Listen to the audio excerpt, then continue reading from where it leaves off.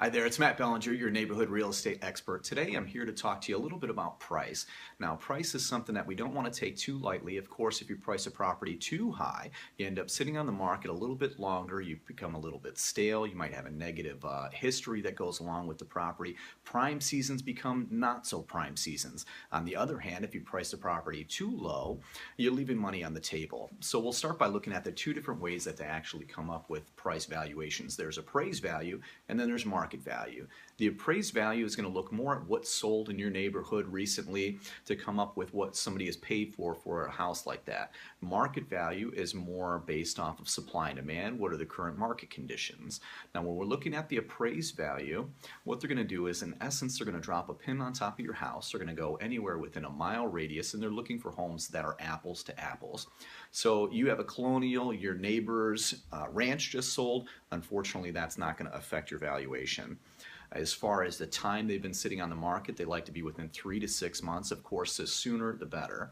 Size is something they're going to take into consideration. They want to be within 20% of that size. So if you have a 2,000 square foot house and a 3,000 square foot house just sold, it's not something they're going to take into consideration.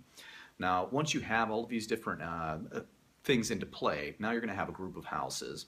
The next thing that you're going to do with those 3 or 4 houses that are just like yours is come up with the dollars per square foot. Once you have that number, you're going to multiply it by your square footage and make what we call adjustments. So your house might have a finished basement, they might have a 3-car garage. So we're going to level these all out through the price adjustments. Now, there are specific numbers that we use for these different adjustments, and if you'd like to message me, I'd be happy to share those with you. So when we're looking at more market value, that gets a little bit more complicated. Now we're looking at, is it a buyer's market, is it a seller's market? How many months of supply are on hand? What is the pending rate?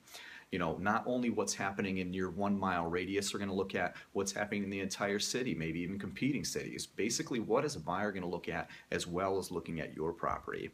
Now, for this strategy, I think it's really important to have boots on the ground. You know, if you're going online and you're looking for this data, if you're looking at the newspaper, if you're looking at on the TV for this data, they do all of this quarterly. So automatically, you're going to be about 3 to 4 months behind. A lot can happen in this 3 to 4 months period. So to get an accurate depiction of what your home's value is, what the market is doing, you know, visit me today at realestatelovesme.com. Thanks.